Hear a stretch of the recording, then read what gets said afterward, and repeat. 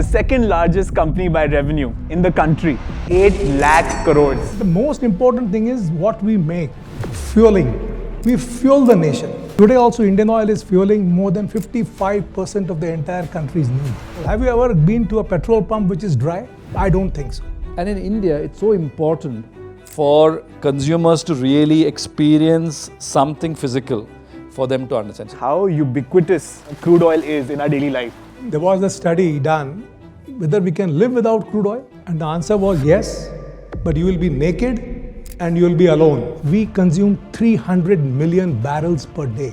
That is the importance of crude oil in our lives. And what have you learned about the Indian consumer that you did not know when you entered this industry? Linkage of how people get paid to the size of packs in India. Something like a lipstick, mobile phones will rapidly move online. The marginal cost of delivering a product to any pin code in India, it's roughly about 50 rupees. And that's for the most efficient retailers in India. There is a saying in English, the Rolling Stones gather no moss. So you need to understand what is your DNA saying, whether you really want to have a domain expertise in whatever you do, or you want to be a jack of all. Crude oil does a business of $3 trillion every year. So that is the way the world moves on crude oil. Where do I start with the introductions? It's going to be very tough to make or do justice to the introductions, but so how many of you know which is India's largest company by revenue? Reliance. That includes Petro, it includes Jio, it includes all of that. Which is India's second company by revenue? Yes, good. They know, right? The second largest company by revenue in the country, right? And if you look at petrochemicals, the number one, right, is IOC. 8 lakh crores is the revenue. That means on a day-to-day basis, let's do the math. It's crazy, right? That's how large a business he's been running and he's been a part of for the last 30 years. 38 years. 38 years. It's even before LinkedIn. Even before LinkedIn existed. But I have lots of questions about that. We'll come to it. But that's literally the kind of experience he's at. 8 lakh crores of revenue annually. Right? Just think about it. It's 94th in the entire world in terms of revenue. Fortune 500. Fortune 100. No, in that Fortune 500. Fortune 500. Got it.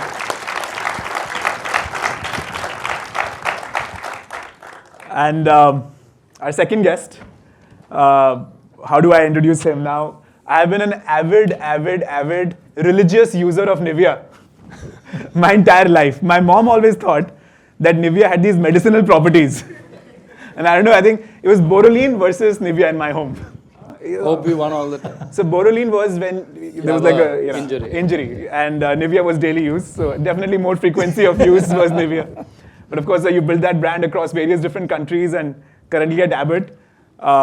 Again, Fortune 500 and all of that goes without saying. But I think today, what I want to capture is, two very different personalities. I've spent the last half an hour with them. Very different personalities, very different journeys.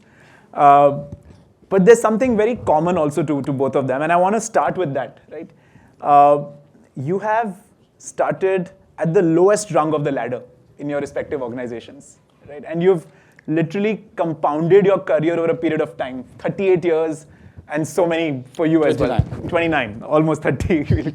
Right? And I want to understand, today's audience, today's Gen Z, Gen Alpha, whatever, we are always thinking, what is the next challenge? What is the next company? What is the next technology? What is the next leap I can make? But here you guys are, and you have persevered long-term, waited for your career to compound and reached at the helm, right? So I want to start with your first years as professionals, right? Just after college. What are some of the stories that come to your mind? Some fond memories of your respective first years in Indian Oil. We'll start with you. Okay. First of all, thank you very much for getting me here with a wonderful audience, young people. So I just tell you one thing. Recently, I've been to IIT Roped for the convocation ceremony. And their same introduction was given 38 years. They said all of them fell down, They said, how can a person be in one company for 38 years? Here we get bored with the company for every 2 to 3 years. So I think that is the difference. Absolutely. So the point is, when I joined Indian Oil in 1985, Indian Oil was already a mega company then. Now it has grown many folds. But then in those days, it was still way ahead. There was no Reliance that time. There was no Reliance Petroleum. So we joined actually the first biggest company in the country. And that was a matter of big pride for us. That I've joined the biggest company. And the most important thing is what we make, fueling. We fuel the nation. So actually that particular aspect is something that is out of the world. You really feel, today also Indian Oil is fueling more than 55% of the entire country's need. 55%. So that itself is such a noble task. We talk it among ourselves. And we have got a core value called nation first.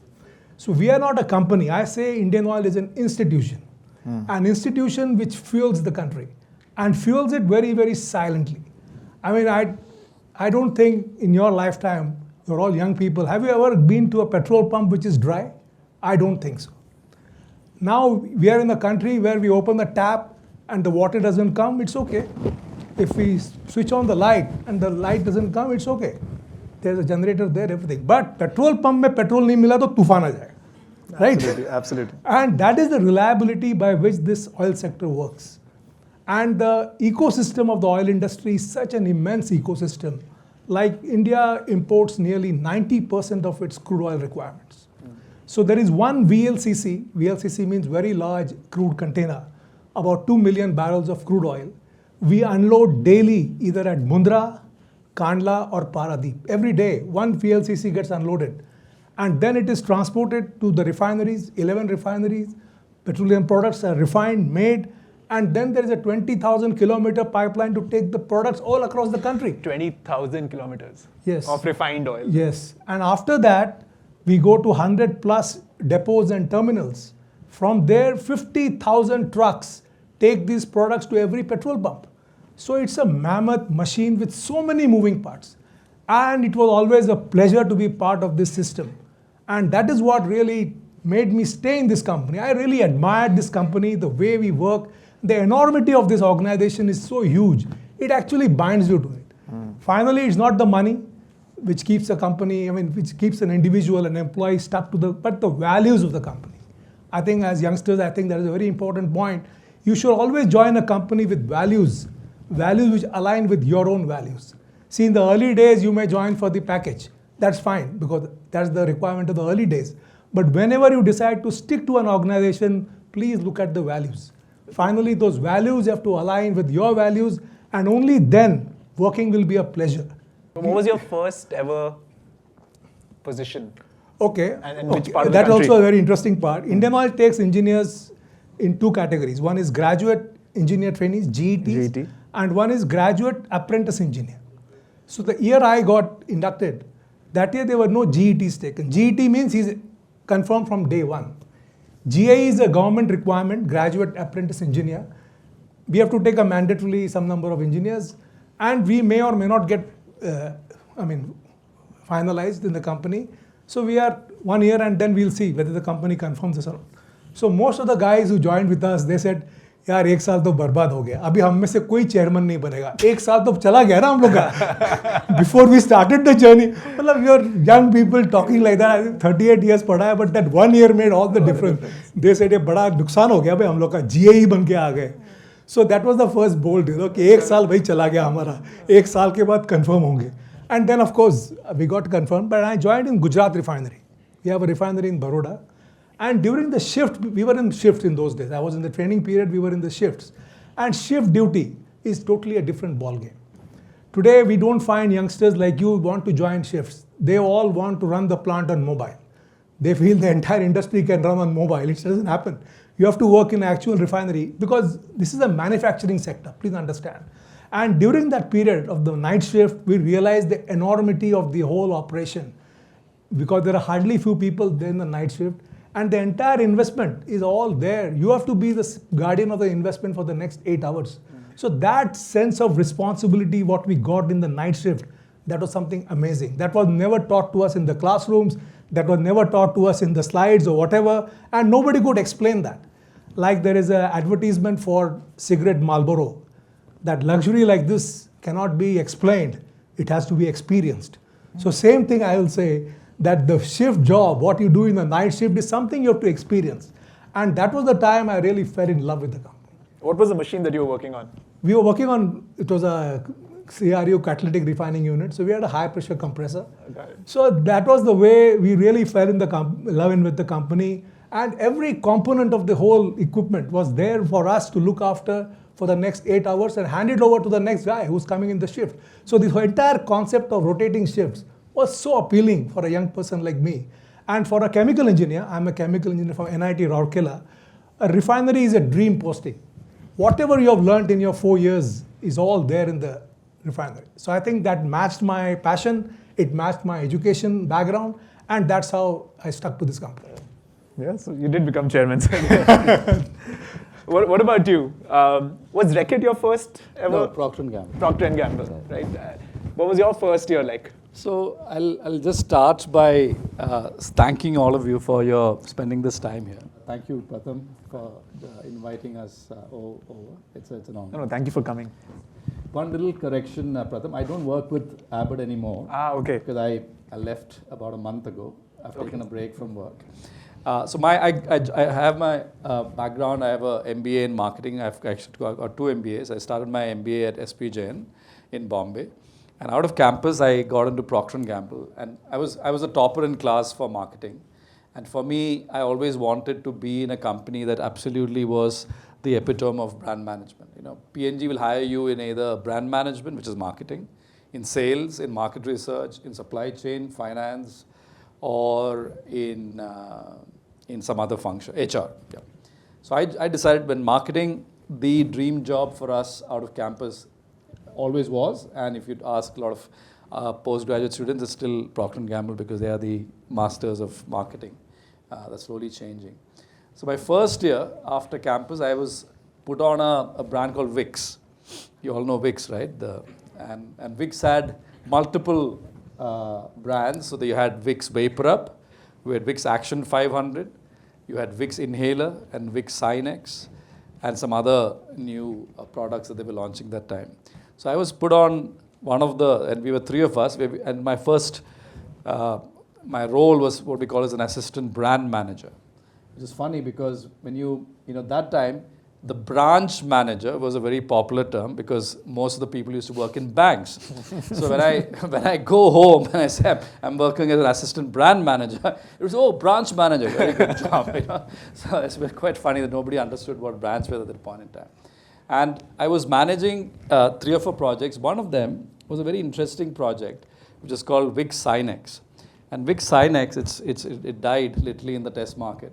It was basically a product that you spray into your nose. You must have seen Otrivin or Nacevion, that when you get a blocked nose, you actually put it into your ears. That was the predecessor, and P&G decided to change that and say, listen, let's make this whole thing convenient, and we'll launch that in a spray format. And you spray it into the thing, and it was called Vicks Sinex. And I was in charge of doing the test market for Vicks Sinex into the north and the west markets. That was my first job, along with managing Vicks Action 500 and Vicks Inhaler. And I was there at the shoots. We shot some great films. I was in Hyderabad with the factory, helping with the production, the labeling, the point of sale material, the sales conferences and everything. And 6 months later, the product absolutely bombed. Okay, absolutely bombed. We did the greatest job of launching this product. Sorry, bomb means good or bad? Bad. Achha, bad, okay, because it can mean either, right? No, it really was a failure to the extent that actually P&G exited the market for Vicks Sinex. And what we realized is that when you put your nasal drops like this, and when you put your head down, you actually see the drops coming out, right? So some of the thing comes out and you actually know, okay, there's something, okay, you can actually feel the nose. And in India, it's so important for consumers to really experience something physical for them to understand. So when you spray it, what is happening is you don't know whether the spray has gone in or not, okay? Because you can't see it. You can't see it. You feel the air. You put it into your nose and you spray it. And then you're saying, oh, have I used it? And then you spray it again. And then literally the product was getting over fairly quickly. And some people were not pressing it correctly, therefore no product was going in. And then we realized that, listen, a lot of people were trying the product, but eventually the repeat rates were so low that we had to kind of exit the market. So I really learned my failure in my first 6 months. The other one I want to tell you, and this is India, right? That in cold and flus, okay, there's a big category in India. In medication for cold and flus, you've got syrups, you've got tablets, you've got inhalers, you've got vapor up, you've got tons of products. But in India at that point in time, and still is the case, is that when you have a common cold, you cannot get a cure for a common cold. You know that, right? You cannot get a cure. All you can get is you get some relief from the symptoms. So whenever you go to a doctor and you have a common cold, all the doctor is recommending is stuff that relieves the symptoms on day 1, day 2, day 3, day 4, and day 5. And literally by day 5, the common cold goes away. So in India, the adult market for cold is in such a way that the men especially want relief from the first symptom that you get on day 1 of your cold. And that typically is what? Is a headache. You typically get a sore throat and a headache, and that's how a common cold starts. So if you go to a chemist, if you go to a pharmacist, they'll ask you, "Arey, bukhar ke liye kuch hai kya?" Then they'll give you a headache tablet. And you pop the headache tablet, you get relief from the headache, but the common cold continues to remain for day 2, 3, and 4, and 5 because you don't have anything else. So P&G launched a product which had a headache ingredient, which was paracetamol, and then they add something called phenylephrine, which is basically an ingredient for improving your blocked nose. And if you remember, some of you may remember Virat Kohli ads, or if you remember some of the old Vagle Ke Duniya and some of these people, they'll always say, always don't use as a headache tablet, use something that's got a 2-in-1. So that's how this whole Vicks Action 500 product was actually launched, and it's a huge success. Even today, that brand Vicks Action 500 continues to grow because India continues to use a lot of your Dolos and your Crosins for just getting relief from cold. And it's a great, so these are 2 fantastic first-year projects that I managed. Have That's fond awesome. memories of that, 29 years ago. I have so many questions. We'll come to that. So, I just can't wrap my head around 38 years, 39 years. That's too long. Were there times in the middle when you thought, "Yaar, ab to change kar lete hain"? I'm sure you would have gotten offers from Reliance, this, that. They're very famous for doing all of that kind of trading. Poaching. Poaching. But did you ever feel like slipping away? To be very frank, not a day. I was not at all in any way getting lured by any organization. But there were many offers, but absolutely no. And after a certain time, people realized he's true IOCN. So even the offers didn't come. In fact, I made my first CV after I superannuated. I never even made a CV in my life. Until this year. Until this year. Now I have to tell what have I done. So that was my record. No CV also. I mean, that is the way it was. There was not an iota of doubt that I will never leave this company, this institution. From the beginning. From the beginning. From day But what one. led to that? What was that, the value, I guess, as you mentioned earlier, that connected you so much to the company? Yes. And secondly, what happens when, like people say 38 years, 39 years, it was not in one particular place. Indian Oil has got 11 refineries all across the country. And each refinery is a very complex animal. There are so many units within a refinery. Crude distillation unit, the secondary units, the treatment units. So when I say I was in Panipat refinery for 15 years, which is a fact I'm telling you, it was not in one place in Panipat refinery. It was in multiple units of Panipat refinery. It was in the petrochemical complex which came up. So actually the challenges were manifold, though the location on paper remains Panipat refinery. Sure. But within the refinery, the whole ecosystem is there, and you get moved in every 3-4 years within the refinery, within the ecosystem. That's where you get to understand the entire ecosystem of the oil refining industry. And then in 1996, I think, Indian Oil also entered into petrochemicals. Earlier, we were not allowed to enter into petrochemicals. We were late entrants because that time the government of India had this administered pricing mechanism, APM. I mean, none of you know that because you're all too young for that. In those days, every month, the petroleum prices used to be changed. कि crude इतना हो गया, 1 month एक बड़ा सा newspaper article होगा. So they were the days when the petroleum prices were controlled by the government. Now it is no more. Now it is free to the industry, to whatever the market is there, you do that. So in the APM mechanism, we were not allowed to go into petrochemicals. But then we were allowed to enter into petrochemicals. So we were a late entrant, unlike the other private companies. And then, of course, we realized that petrochemicals will be a buffer because crude oil, as you are aware, is highly volatile in nature. The price of crude oil, the price of petroleum products is changing every day. Though we are not changing them in India for the benefit of the consumers, but it is changing every day in the world. And the companies operate on a very wafer-thin margin. The margin in a petroleum refining is not much. Like if you say the turnover is about 9 lakh crores, my profit margin is only 3 to 4%. That's all. Just 40,000 crores. Just 40,000 crores. But for a turnover, it is nothing. Course, yeah. So my point is, on such a low profit margin, we need to have certain other products by which the price is not controlled, it is controlled by us. So that is petrochemicals. So that actually hedges the risk of the low margins in the petroleum products. That's why we entered into petrochemicals. And India is also a huge importer of petrochemicals, nearly 50 million tons every year. So I think there is a big margin there. And like one figure I always like to quote, that today the per capita plastic consumption in the country is about 8 to 9 kgs per person per year. The world average is 31 kgs per person per year. So we are way down, it will further increase. And plastics per se is not bad, let me tell you. It has been demonized. But the point is our way of disposal is bad. We need to responsibly dispose it. Then the plastics are good. They're actually our slaves. They shouldn't become our masters. But then the way we dispose, the way we create a pollution, that actually becomes a problem. And that's why plastic is being demonized. Like the fossil fuels is also being demonized now. So we'll talk about that later. No, absolutely. So that is the way I think the disposal part of it should come well. Like I'm very happy to tell, I was sharing with your team just now before lunch, that in Pune we have got a very good segregation, 3 types of segregation of the domestic waste. And I asked the people here, they said there is no segregation of waste in Gurgaon. I mean, this is absolutely unacceptable.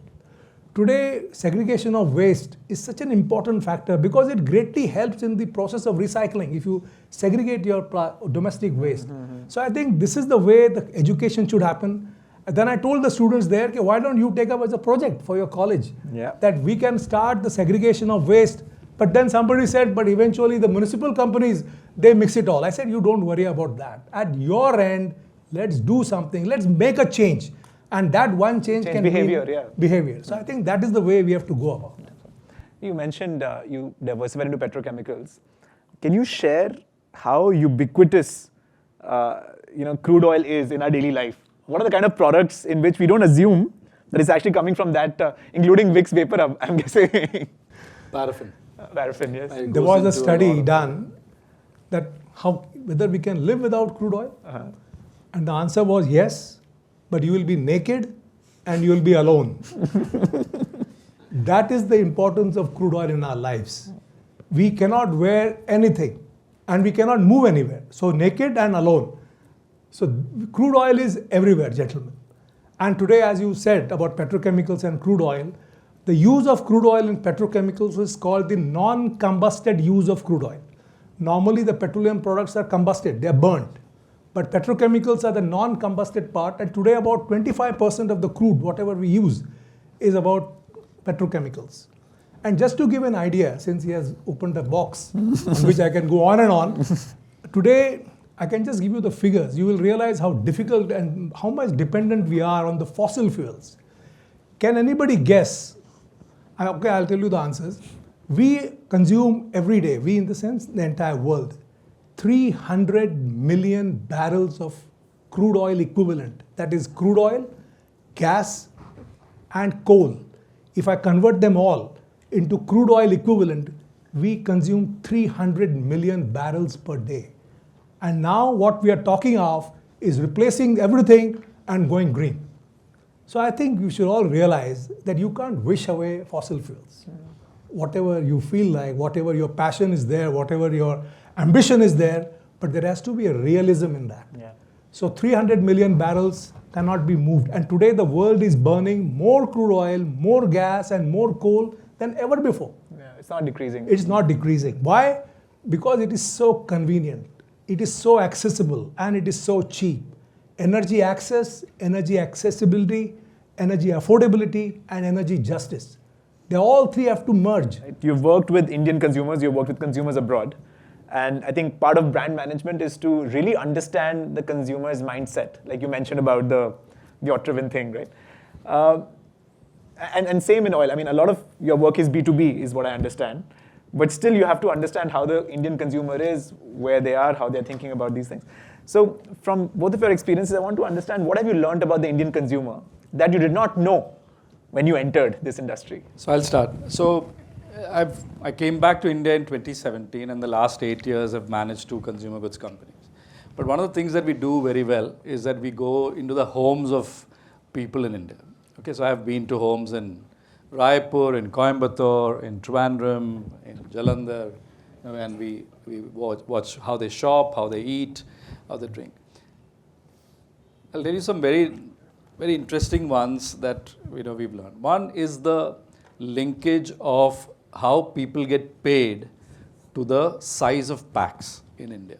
So as you know, a large number of people in India, the daily workers, they get daily wages, right? 500 rupees, 700 rupees, 1000 rupees. There are people, if you're in construction, you probably get a weekly wage. Okay, you get at the end of the week, that's when you pick up something. And then many of you who will, your parents or your brothers and sisters, we get what we call as a monthly, salary and stuff. And then listen, if you're lucky, then at the end of the year, you might, let's say, get some added incentives on top of that. Now, this kind of phenomenon is not there in many parts of the world. And what this is spawned is basically, if you're a daily wage worker, you'll typically get a certain amount of money. And this person would typically take, if he gets 500 rupees or 200 rupees, he'll keep 100 rupees, he or she will give it to the family kitty. And the 100 rupees, they will go to the nearest shop and pick up what is needed for the day or the next day. You might find it surprising, but you often go to a tier 2, tier 3 town, they'll actually buy the cooking oil just for the night. They just buy rice for that particular day. They just buy the flour for that day. They just buy the vegetables for that day. And that's it. That 200 rupees will get you what is there. And what typically will happen is that if you're I've done this in many parts, but let's say I'll take Meerut as an example. If I go to Meerut, I went into a home, and then the lady of the house was telling me that she gets 200 rupees per day, and then she saves about 5-10 rupees out of this into a separate kitty, which she then actually will want to buy a skincare product. And what's a skincare product? It'll typically be a Pond's or a Vaseline or a Fair and Lovely. That's the smallest size. It'll typically be a 25 rupees or a 30 rupees. And that's a big thing. When you guys are buying a kajal stick for 1,000 rupees, right? A lady in Coimbatore is actually saved up 200 rupees just to buy something that she's always been yearning. Okay? And can anybody guess, if you go to a Meerut, where do you think a dabba about half of this size of Pond's, where do you think the Pond's cream is kept in the house? Can anybody tell me? Huh? Dressing table? No. Huh? Locker, you're close. It actually goes into the refrigerator. What? Yeah. Why the refrigerator? Because the refrigerator comes with a key, right? And comes with a key because what typically will happen is the kid will see the mother applying the Pond's, and when she's not looking, you'll suddenly find that the entire Pond's ka dabba has completely been taken out by the kid and put on the face. So to avoid small children from using creams, many a time you'll see skincare products are kept inside the refrigerator. Then you know who the other culprit is in Indian households who will come and take the cream?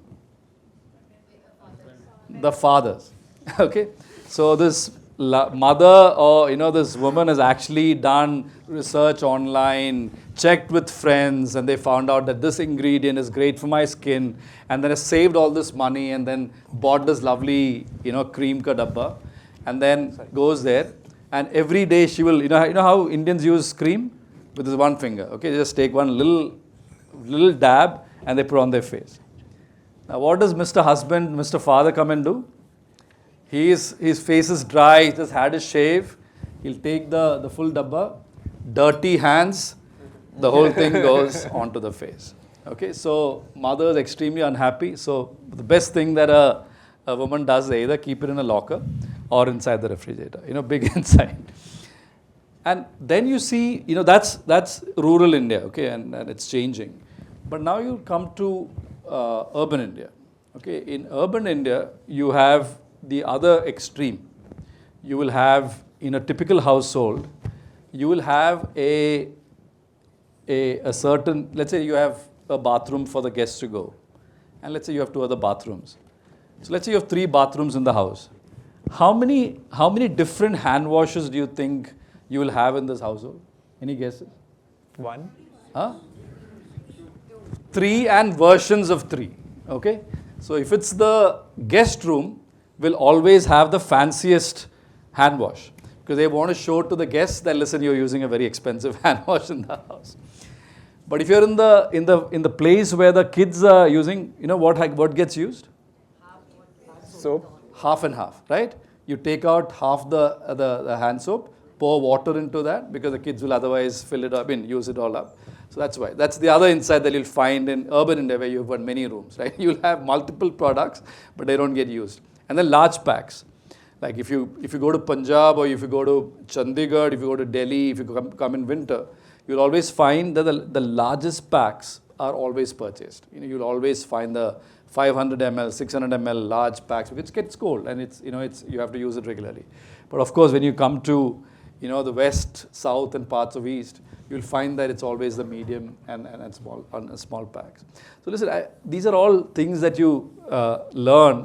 What about you, sir, in your dealings with so many customers, clients?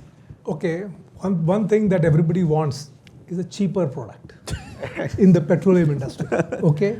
And reliability, of course. So because basically it's a commodity. Petroleum products is a commodity. So during my time, I thought, there are so many people with all these high-end cars. And all these high-end cars require high-octane petrol. Correct. The petrol available in the country is 91 octane. That is a standard. That's a BIS standard. So either I take from IOC, HPC, or BPC, it will be 91 octane. So I said, why not we have a high-octane petrol? And then we have a great R&D in Faridabad. Indian Oil's R&D at Faridabad that came up in 1972. And the trigger of that was the 1971 war, in which the government realized that we need to have our own R&D for the lubricants, because lubricants is an integral part of the defense, that is the tanks and aircrafts. And we were totally relying on the foreign countries till that time for research and development of lubes. So that's how the R&D started. It's a 60-acre complex, it's a huge complex, and we are replicating that, just 7 kilometers in Faridabad itself. At an investment of 4,000 crores, it will be ready. So I told my R&D guys, let's do something. Let's have a product for these rich people. Let's make some money. They are spending crores and crores on a high-end car, and they're buying petrol of 91 octane. So R&D guys took it on themselves. And here I want to just tell you one story, what triggered me. You have all seen Wimbledon. In Wimbledon, the scorecard is maintained by which company? Rolex. Now, Rolex, once they had an offer to sponsor the Tokyo Olympics, not this one, the earlier one, and the Mexico Olympics. The Rolex board straight away said no. You know why? They said Rolex is for classes. Olympics is for the masses. You may have a high viewership in the Olympics, but you will not have people buying Rolex in the Olympic crowd, the people who watch Olympics. So they said, sorry, we stick to Wimbledon. And that really struck me, that's how you segment your product. For the rich and famous who have got enough money to spend, they only need an outlet, to spend money. So this R&D, whatever I told my R&D guys, make a product, and they came out with and in the refinery, let me tell you, octane is that component of the petrol which really determines the quality of the petrol, how well it burns. Because finally it goes in an internal combustion engine, and how well it burns is determined by the octane number. Higher the octane, it burns better. It explodes actually. There is a spark. I think you must be knowing of ICE engines, internal combustion engines. So petrol engines have got a spark plug. So that spark plug gives a spark, and the petrol explodes in the combustion chamber, and that's how you get the power. In diesel, it is something else. It is compression ignition. In diesel, they compress the fuel so much because once you compress something, the temperature goes up. And that's how diesel burns. But petrol is something else. So I said, let's have a petrol which is much more in octane. And these guys came out with an octane of 100. Now in the refinery, we have got number of streams coming from various units. So we have to blend them in certain proportions to get the octane. And we could manage that in all my refineries. The best part was that. And that's how we launched XP, that is Extra Premium 100 Petrol. Yeah, it is still available. Yeah. Pratham, I hope you are using it. So that is costing about $170 a liter. The normal, not using it. Yeah. The normal one is about 100 pot. Yeah. That is 170. Now what is 170? You're buying a car of few crores. What is 170? Peanuts, isn't it? So we played on that side that when you have a high-end car, you need a high-end fuel. And that's how XP100 started. And it is doing very well. Because of these high-end cars, high-end bikes, they use that heavily. And you won't believe, I used to keep a track of the sales daily in my early days of the launching, how well it is doing. There was a petrol pump in Dibrugarh, Assam, which was actually selling the highest number of XP100. I was amazed. I said, what the hell, Dibrugarh selling maximum? Yeah. Then we came to know all these tea garden owners, they have got these high-end cars. And they used to all go to that Dibrugarh petrol pump to get this fueling done. So that way I could really make out, okay, this is the way. And one thing I want to tell you, today we have got about 40,000 petrol pumps all across the country. And our automation is such that each petrol pump has got some 10 delivery units, where you actually fill the petrol. Each and every delivery unit is available real time, that how much is getting sold from each delivery unit. Even if it's owned by the franchisee? Yeah, whatever. Absolutely. 40,000 includes franchisee. See, our own is only a few thousands. Okay. But bulk of them is asset-light. FOCO, yeah. So that is the automation that we are having today. And it is unbelievable. And that is the reason we could actually configure which are the areas which are selling less, which are the areas selling more, why it is selling less, why it is selling more. And that's how we increase the XP100 range. Then one more idea came to my mind, that XP100 is only the rich and mighty and rich famous are buying. Let's do something for the next level, mid-tier. So we launched XP95, Extra Premium 95.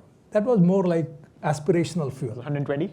Huh? 120 rupees? No, it's much lesser. Okay. It's about $5 more than the normal petrol. Okay. So we launched the XP95. It's an aspirational fuel. And that also is doing extremely well. So that's how in a commodity market, we could come out with something different for the people.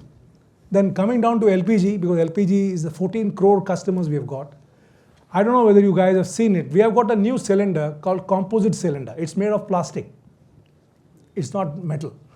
And you can actually see the level of LPG, whether it is half full like that. And it is made of plastic, very attractive colors. You can keep it on the ground. It doesn't stain the ground. Otherwise, the metal cylinders. And it's very light because it's... So that also we launched. It's a huge success. Yeah, of course. Composite cylinder. And the best part is only in the initial deposit, we charge you a bit more. That is 500, which you easily spend in a Domino's in the evening. So we charge you extra for that deposit. LPG cost remains the same. Whatever is there in the normal cylinder is there in that. So that also one more type of innovation we could do. And it really did well. And finally, one big product what we made was, there's a fuel which is used in the drones and in the aerospace. This small engine aircraft. They are called, I forget the name. LCA. No, not light commercial. It is something else. It is the two-piston aircraft. It's a piston aircraft. Yeah. They use a gasoline, which is aviation gasoline we call, which has an octane of 120. Now this particular product is not high volumes because it is only used by the schools which train you in flying. But it's imported product, it's a niche product. And every time Indian Oil was the agency which used to import and is distribute in the country to all the flying schools. So once when that file had come to me, I just wrote there, this is the last time I'm signing, let's make it in the refineries. Because I had full faith in the refineries. And you won't believe, within 6 months, we developed our own aviation gasoline, what we call it. And today we are not only supplying to India, supplying to all the Southeast Asian countries. So that's also one big achievement what we did. And again, the strength, it was the strength of our R&D. And of course, our refineries. So they have to be only pushed. Had I discussed with them, they would have come out with a lot of problems. But when I said, the last file I am signing for imports, next month you have to do whatever you want, you do. And they did it. Track. How many of you invest in the stock market or follow the stock market? All of us, right? So then you should certainly track three things. One is the US interest rates. One is the price of crude oil globally. And the third one is price of bullion. Okay? Now, in the last 1 month, there's a lot of movements in Indian market. I'll just take one category of products, and you'll see how all the three have a direct impact on some of the share prices of companies here. And that's really the US interest rate, and that's it. If you ever check that, because gold moves inversely, right? In terms of the interest rates fall, gold prices go up. Now, tell me if interest rates fall down in India, which of the companies Just right. make a lot of money? Can you think of one category of traded stocks in India? Who makes the most amount of money when interest rates fall relative to gold in India? No, it's actually the gold financing companies. Okay? The gold financing companies. Because interest rates fall, gold prices go up. For the same gold that you have at home, you'll get a lot more money from the gold financing company. So a lot of people will end up taking their jewelry to gold financing companies, and they'll get a higher amount of money against that. If you read in the last couple of days, you'll see that's happening. And then you'll see that the impact of gold prices have two different ways in which it, in fact, let's say a company like Titan, which has a lot of gold, versus somebody like a Kalyan Gold, right? So you're so rightly said, if you ever really want to absolutely get a good grip on the world economics, follow these three things: interest rates, gold prices, and crude oil prices. They're KPIs, key performance indicators of the world. Of the world. And it shows also you're aware, no? When you are in a conversation, if you know the price of crude, I mean, it shows your awareness also. So how much of, you said 90% of what we refine is imported, 10% is what we frack ourselves, we produce ourselves. Yeah. Are we exploring more as a nation? We are. See, our biggest find was in Mumbai High. Right. Nearly 70% of the crude that we discovered in 1974 in Bombay High, it still comes from there. After that, there has been no major find of any worth. Now, of course, government has also started exploring in Andamans and other places, but so far, Kuch mila nahi. Of substantial value. And the price, I mean, the consumption is only going up, as I told you. Every year we are going up by 3.5%. So the imports are only going up. And nearly $160 billion of crude oil imports we do every year. So 35 to 40% of our total imports, whatever the bill is on crude oil. So that is why whatever you save is actually saving a very critical foreign exchange for the nation. So that's why it's so important for all of us. I mean, it literally dictates the geopolitics of the world. Yeah, absolutely.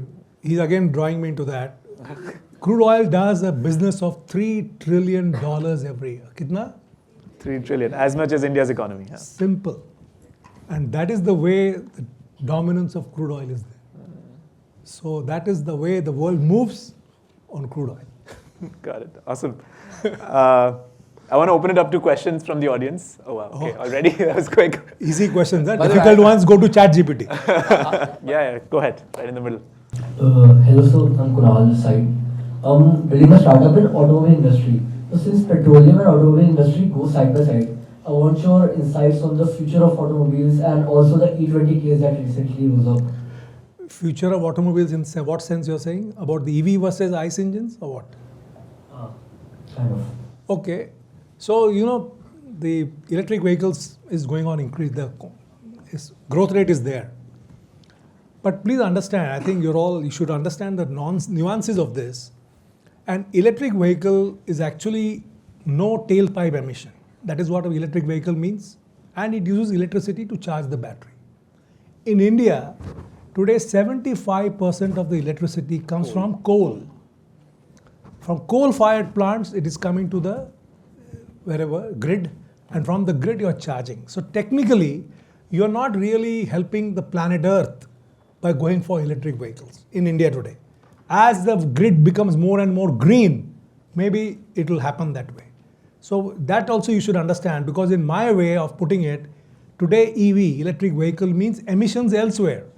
You're emitting elsewhere in a coal-fired power plant, but your tailpipe emission is zero. So please understand this nuance. And 50% of that cost is battery in an electric vehicle.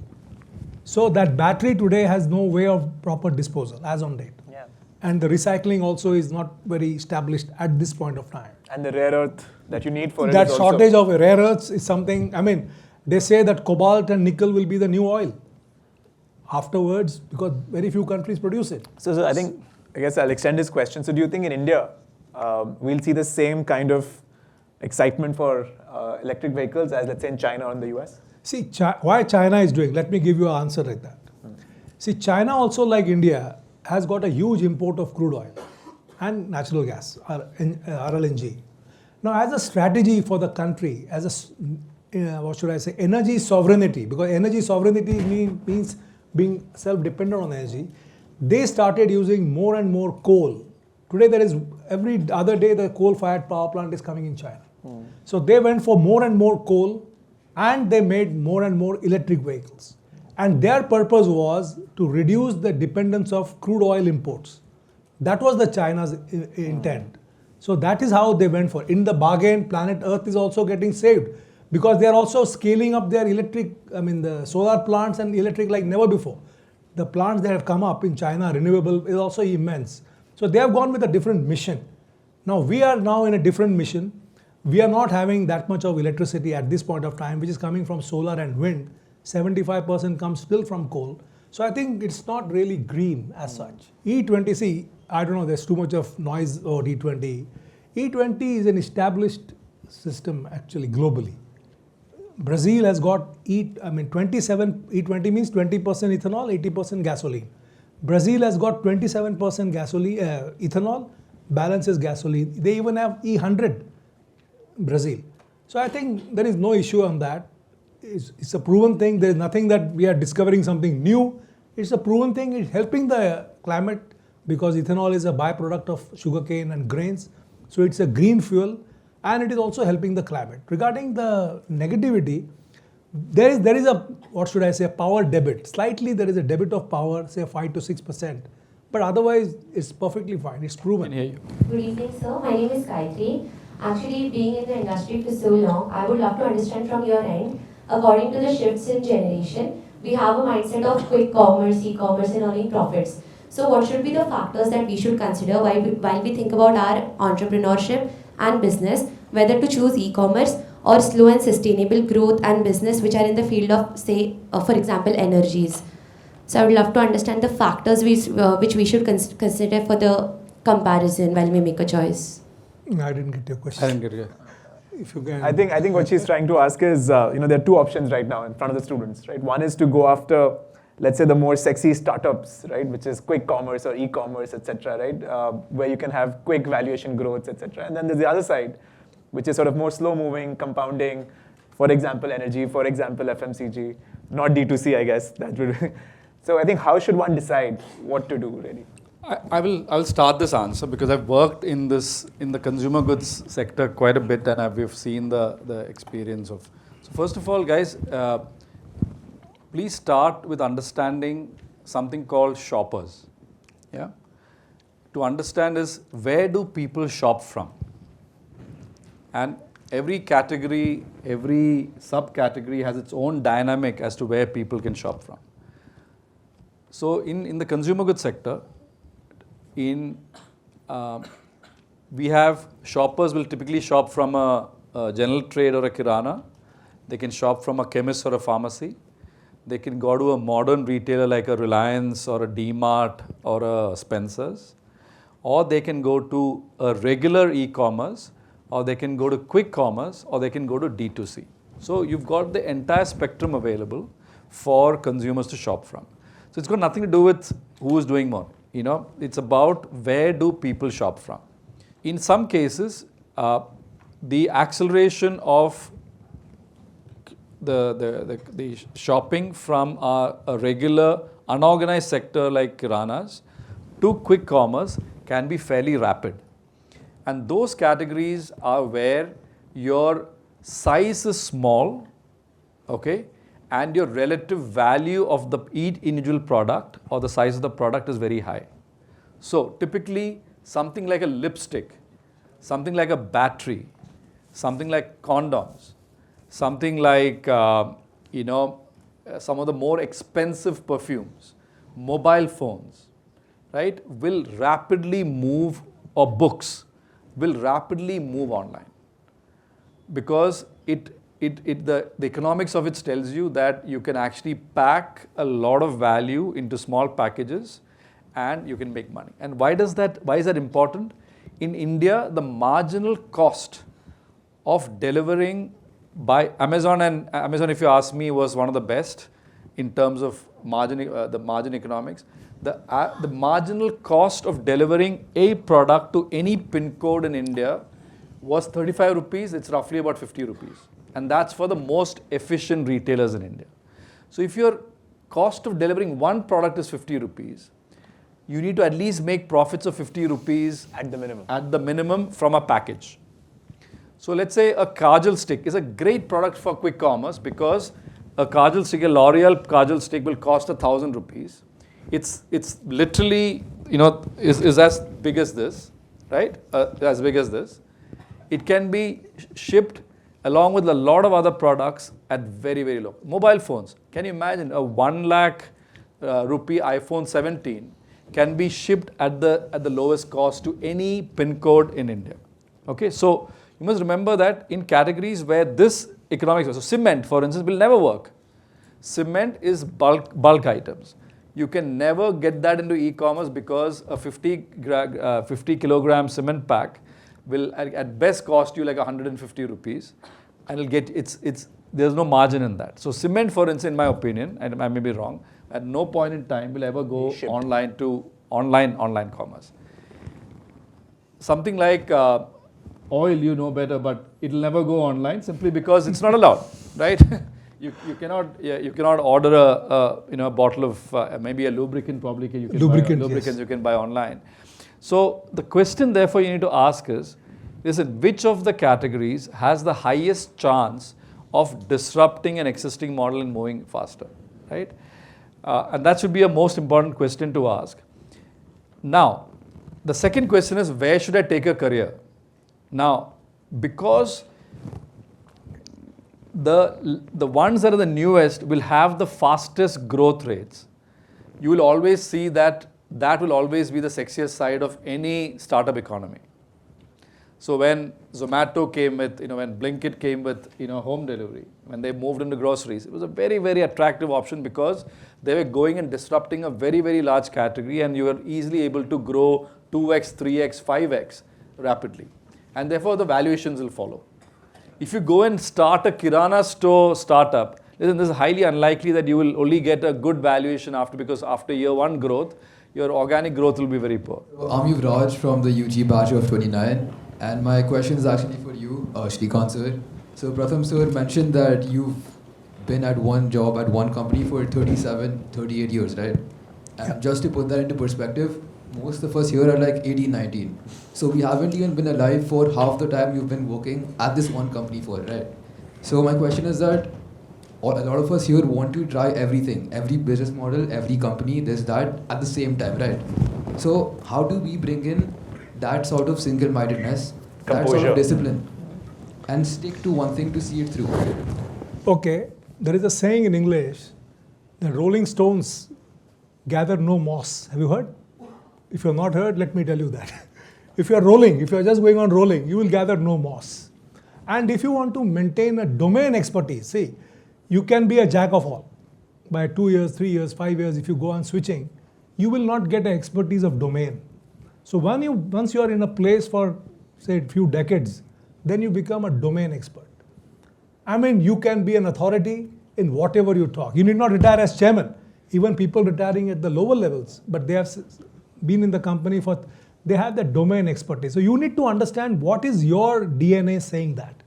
Whether you really want to have a domain expertise in whatever you do, or you want to be a jack of all. It's up to you. So you decide, it's your call what to do. But eventually, let me tell you, at some point of time, you would like to have stability in your life. This honeymooning and flirting with jobs may happen for some time. You may flirt for some years, some like 1 or 2 decades, but eventually, once you are deep in the family business, they would like you to hang on and build a life of stability. So that's where you take a call. What have you to do? Whether you want to be around a flash boy, all around, but whether you want to have stability in your life. So that's up to you, and if you'll get domain expertise, you will be an expert in the business if you stick to one company. So it's your call. How are you made up? Just to add to that, the current crop of CEOs, you must have seen a lot of Indian CEOs now becoming top of the league in large corporations, right? Shailesh Jejurikar, who's just become the CEO of P&G, 36 years in P&G. He's been an ex-colleague of mine. So please remember, if you look at the history of senior leadership, and sir is a great example, if you want to, it absolutely matters that you are an industry expert, and even more, the people who really rise to the top are the people who've shown their commitment over the longest periods of time. So if you really want to really get to the top, I would say stick to the industry, stick to a corporation, and choose the corporations wisely. That's very, very important. Yeah. Just both of you have taken some time off, and so you're also probably getting into your next chapter.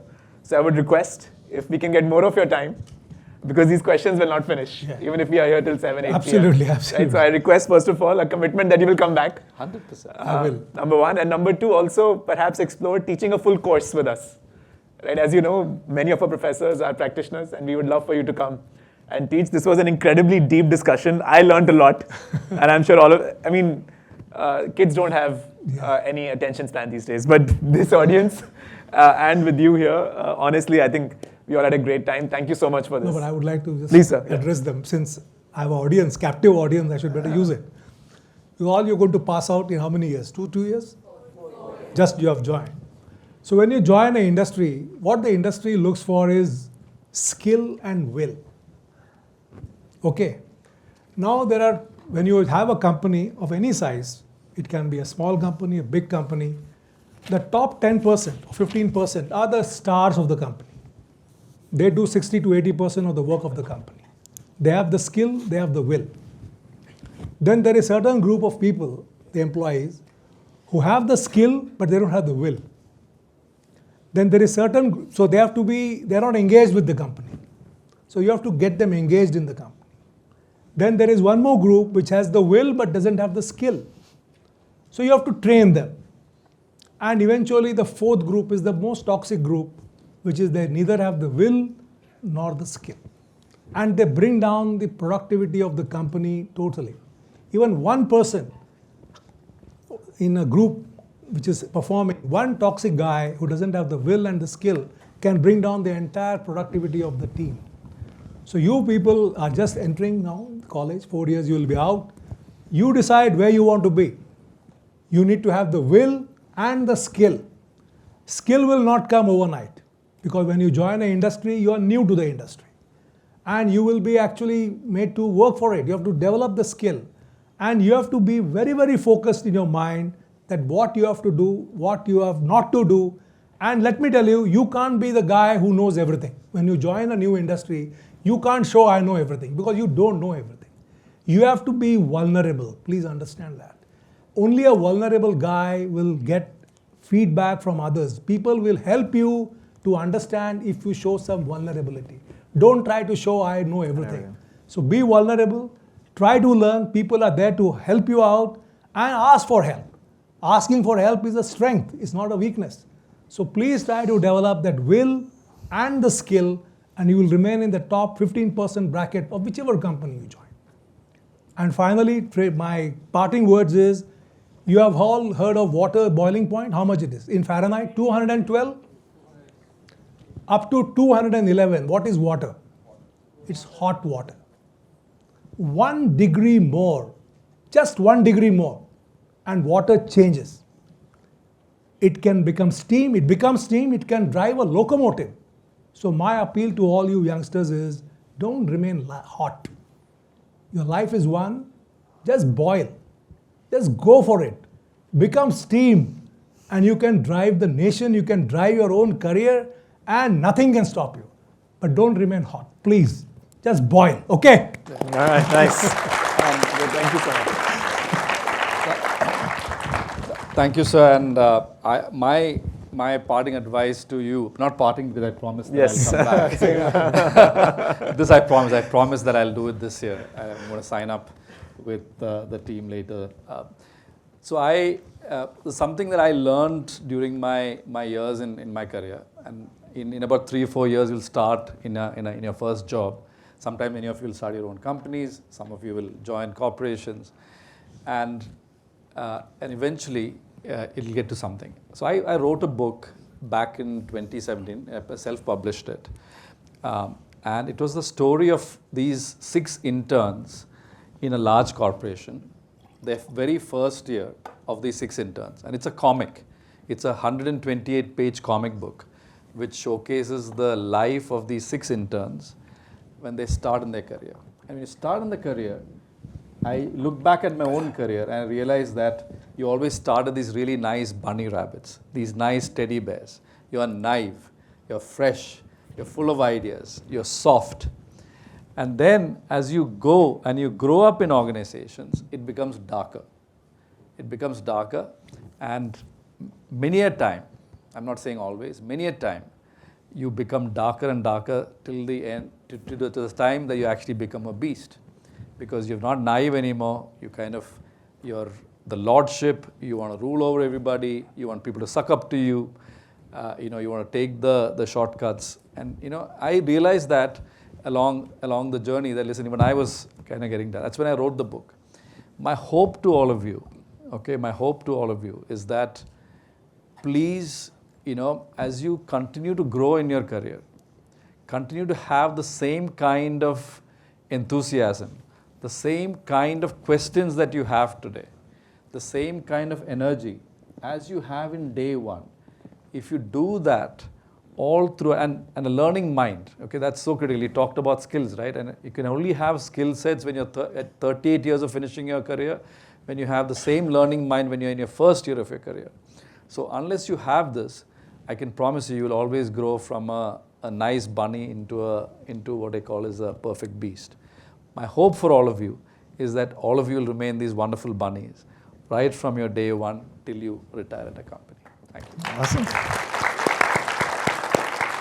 On that note, thank you once again, guys. I really appreciate your patience. And 2 hours they sat through. Oh, really? Yes, it's been 2 hours since we started almost. And no, but genuinely, this was amazing. Best highlight of my week. And I look forward to seeing you again soon.